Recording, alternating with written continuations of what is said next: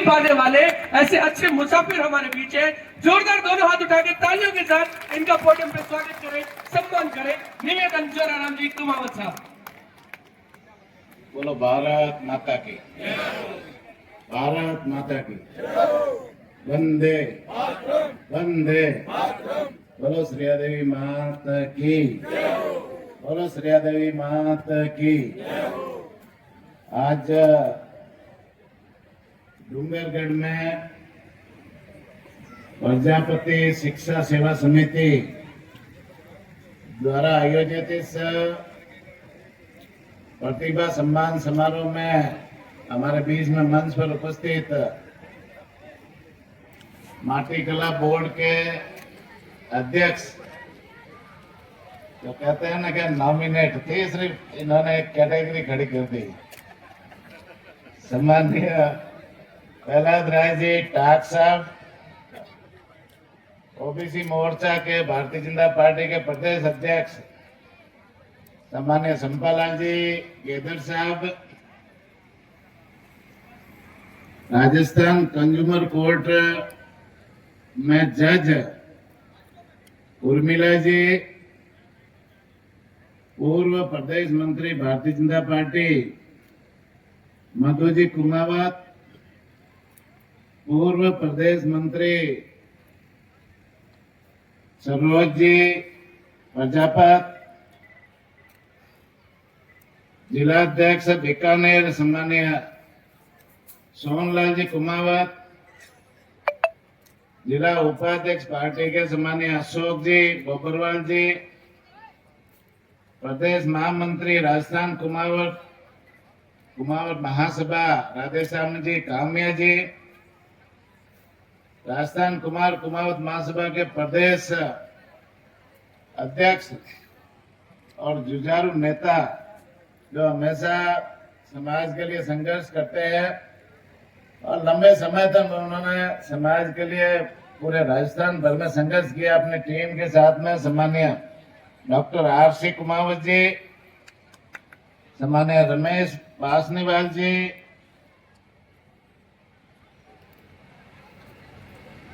गणेश बासनीवाल जी, तिलोक जी, केरा राम जी गोदारा जी, मंच पर विराजमान सभी अतिथिगण और आज इस कार्यक्रम की अध्यक्षता कर रहे सम्माननीय जयसंघ जी,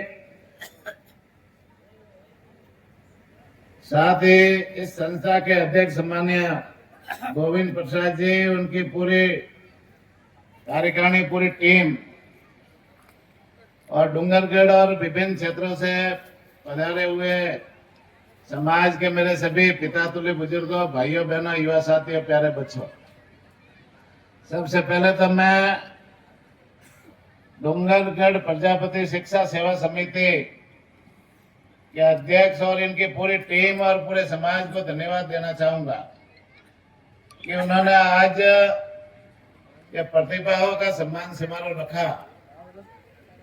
निश्चित रूप से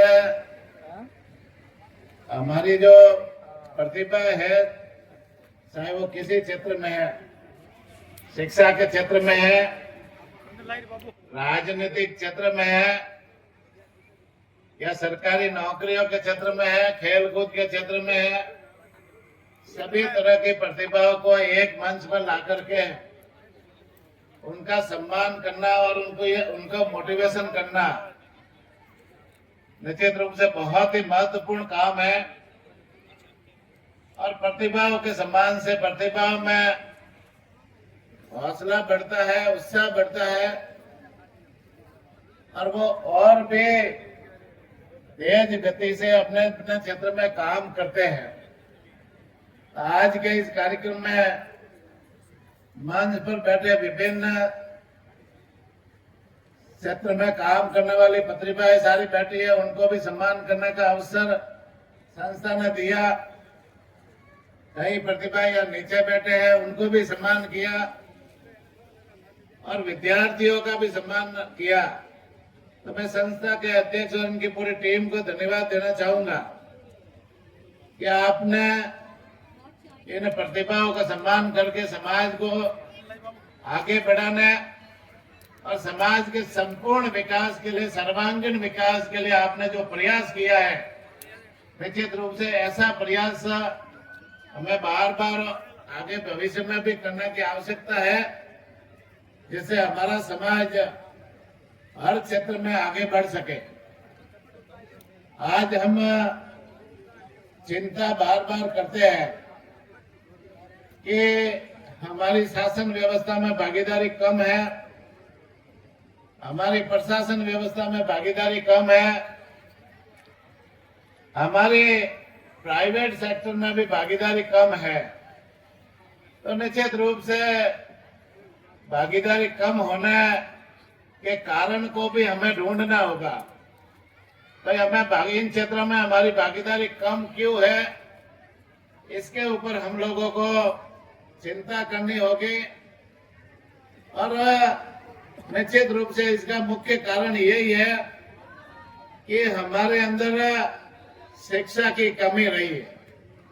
बहुत पहले जिन जिन लोगों ने, जिन जिन समाजों ने शिक्षा को अपनाया, उच्च शिक्षा को अपनाया, वो समाज आगे बढ़े, उनकी प्रतिभाएं आगे बढ़ी, सभी क्षेत्रों में आगे बढ़ी।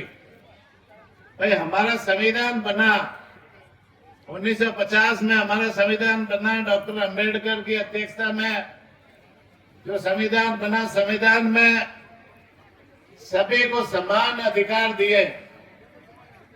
भारत के हर नागरिक को समान अधिकार दिए गए, पढ़ने के लिए भी समान अधिकार दिए, और अपने जो मौलिक अधिकार होते हैं वो भी समान रूप से उस संविधान में दिए गए।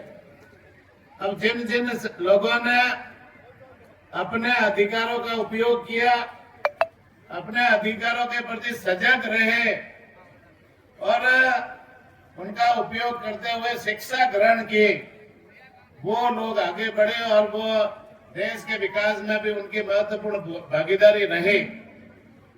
निश्चित रूप से हमारे अंदर शिक्षा की कमी रही पहले, और उस कारण से हम जितना आगे बढ़ना चाहिए, हमारा समाज आगे बढ़ना चाहिए, उतना नहीं बढ़ा।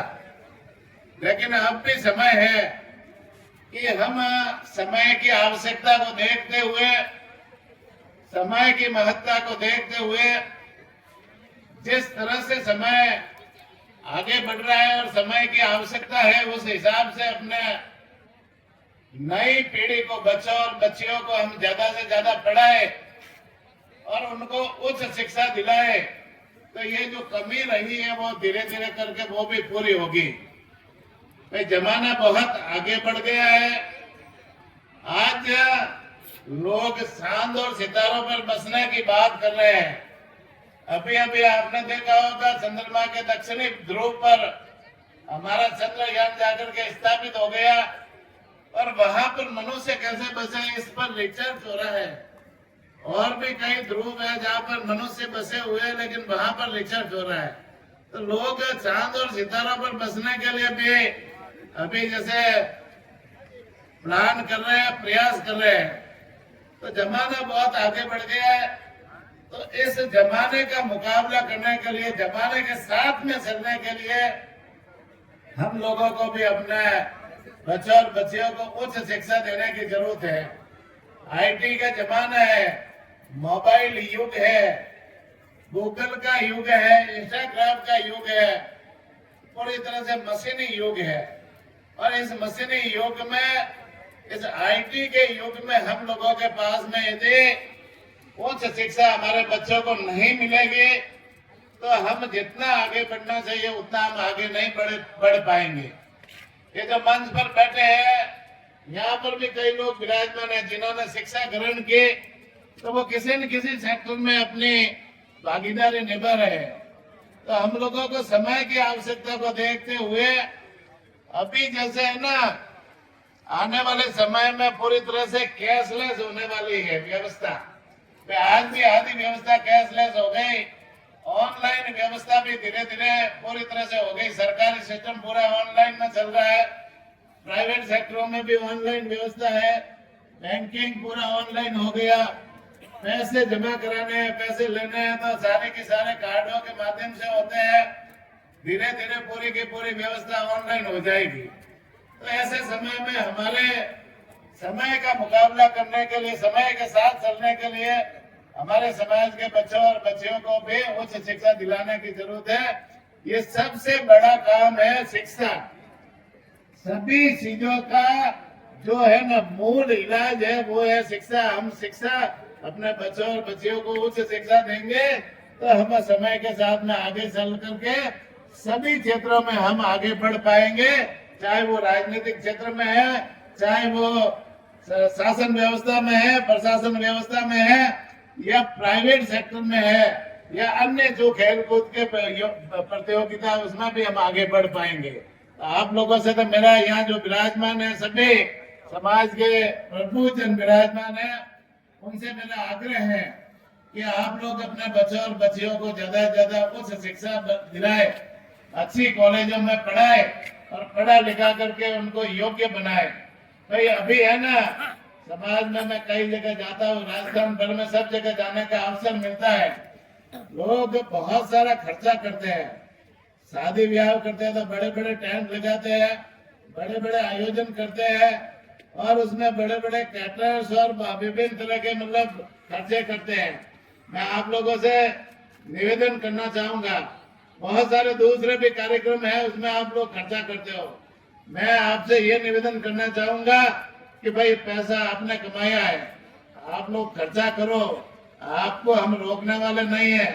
लेकिन ये निवेदन करना चाहूंगा कि उन खर्चों में थोड़ी बहुत कटौती करके वो पैसा बचा करके अपने ये बच्चे और बच्चियां हैं उनकी शिक्षा पे लगाओ, उनको उच्च शिक्षा दिलाओ। तो निश्चित रूप से ये आपके ही परिवार का भविष्य बनेगा, अपने ही समाज का ये बच्चे भविष्य बनेंगे और अपने ही देश का ये भविष्य बनेंगे। आगे चल करके वो बच्चों को किससे सम्मान मिल रहा है इतना ज्यादा उनको सरोकार नहीं होता।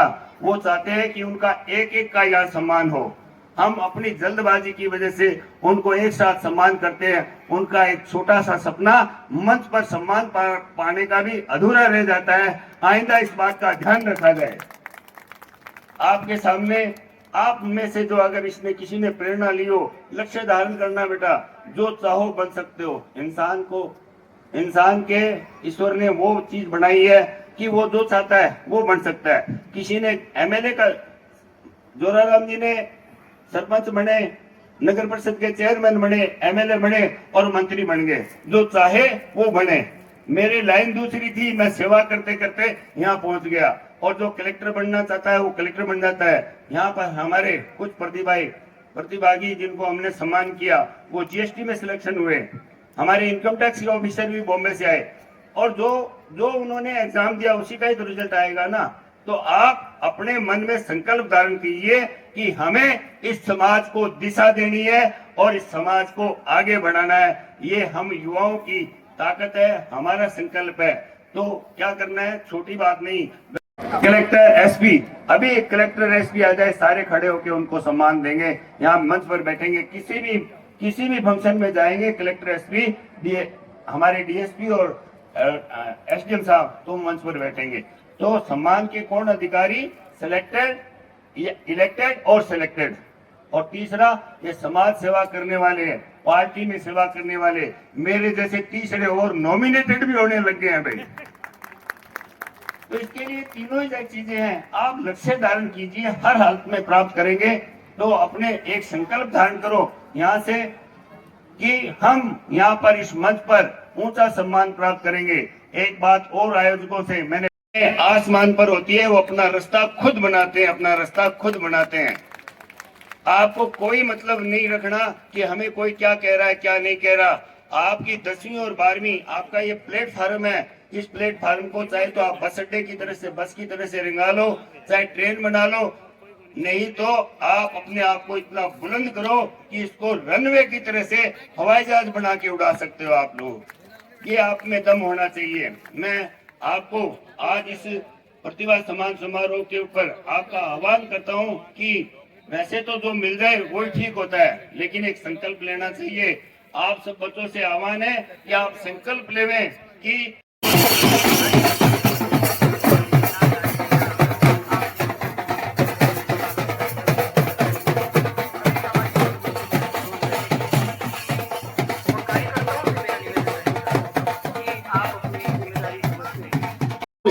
से आप ध्यान दें, हमारा जो समाज का जो भविष्य टिका हुआ है वो इस पढ़ाई के ऊपर है। आप जितना बच्चों और बच्चियों को ज्यादा पढ़ाओगे, उनको संस्कारित करोगे, निश्चित रूप से उतना ही हमारा समाज आगे बढ़ेगा। ये मैं निवेदन करना चाहूंगा। साथ ही साथ में जैसे मुझे आज अभी सिरोही जाना है, इस कार्यक्रम में आना था, रात को मैं बहरीन से 4 बजे यहाँ उतरा, लेकिन इस कार्यक्रम में मैंने आप लोगों को वादा किया था कि मैं आऊंगा, तो मैं थोड़ा लेट आया, लेकिन समाज का कार्यक्रम है, मुझे आकर के आप सब लोगों के दर्शन करने का अवसर मिला। आज एक कार्यक्रम और सिरोही में दिया हुआ सामाजिक कार्यक्रम है, इसलिए वहां भी पहुंचना जरूरी है। वो लोग रात को 8-9 बजे तक इंतजार करेंगे, तो मैं समझ चाहता हूँ ज्यादा देर में नहीं रुक पाऊंगा।